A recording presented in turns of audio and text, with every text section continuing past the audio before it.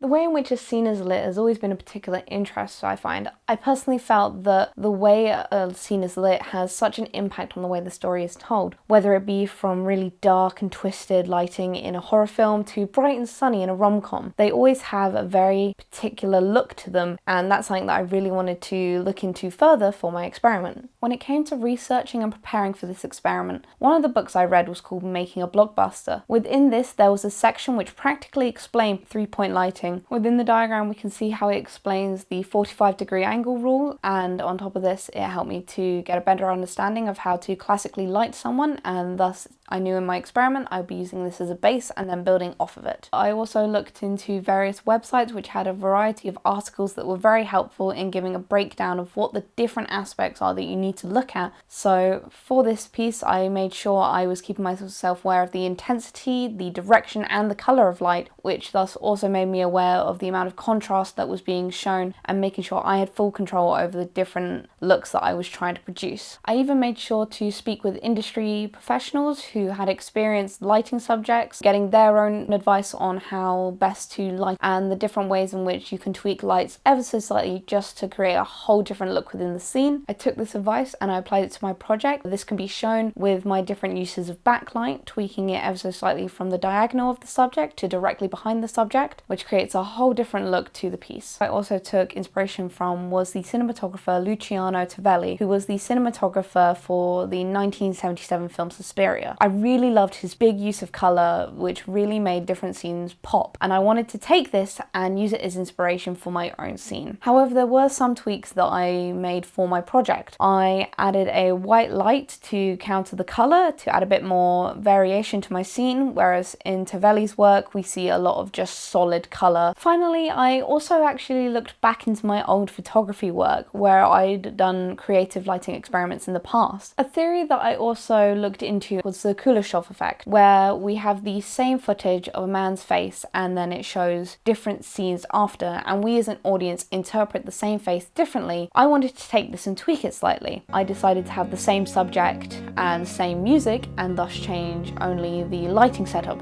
to see whether it created the same effect. At the beginning of my experiment, taking what I learned from the book as well as industry professionals, I started out with a classic 3-point lighting setup for which I used a ARRI 300 with a diffuser and neutral density gel over it as my key light, and then I used a light panels caliber as my backlight, and then just using a reflector to bounce light for my fill. From this point, I then tweaked and built upon my lighting using the same positionings for the key light and the backlight for some of my other setups, such as when I used the coloured gels, which I still kept the same 3-point lighting. I sometimes had to use a mix of gels in order to achieve the tone that I wanted for the piece. One of the issues that I came across was that I was putting blue gels on a tungsten bulb, which of course cancelled it out and gave it a daylight colour temperature balance. So thus, in order to get the look that I wanted, I had to use more saturated gels and layer them up a couple of times so that I then balanced it to daylight and then pushed it further into the colour blue that I wanted. Other lights that I used for my shots, such as my high-angled backlight and high-angled front light, were the Manfrotto Luminos 8, and for the controlled high-key low-contrast lighting, I used the Aputure LS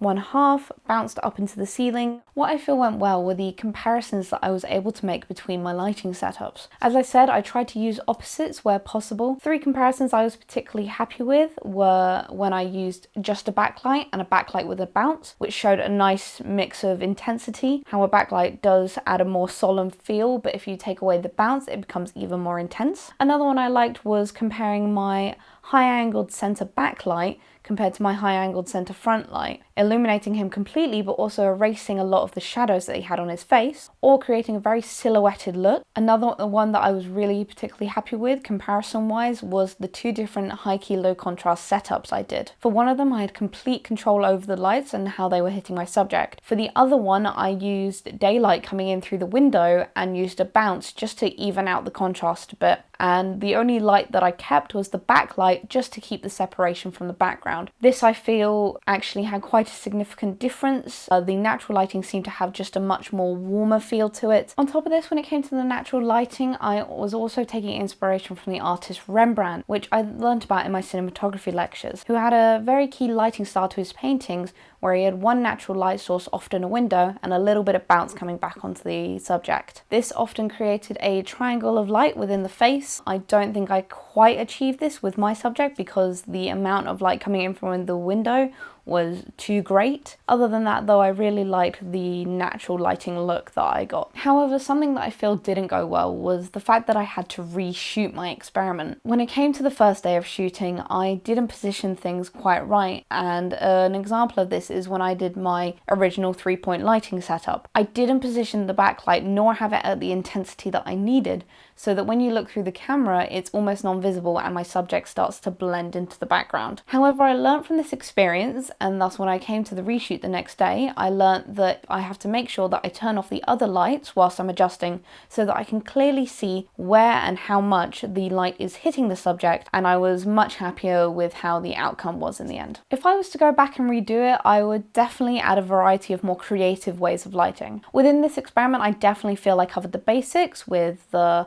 high key low contrast, primary colours, but I feel there was so much more I could have done in the sense of I could have experimented with using light, reflecting it in different ways, or adding a mix of colours, giving a different blend, even working with shadows, using cookies or flags to really shape the shadows how I want to create an even more dramatic effect. I definitely feel I've improved at my craft now because through this experiment I've been able to play about with lights and gain a better understanding of how light interacts with the subject, which definitely then has an impact on how we view the subject. I also feel I've gained a lot more knowledge on how to control lights and make sure they turn out the way I want. I've learnt more about colour correction. For example, with my high key low contrast controlled lighting, I put a CBO gel over my LED light, which then colour balanced it to the tungsten ARRI, so there was no mix of blues and orange, and I was able to then white balance on the camera correctly. But I think the best way to continue furthering the skills is with more experiments. Of course, definitely read books, talk to fellow practitioners, but also I feel the best way for me to do it is just get hands-on. I need to find small projects, where I'm able to focus on a particular area of lighting and really delve deep into picking apart every little bit of it, every tweak, every type of angle I can take,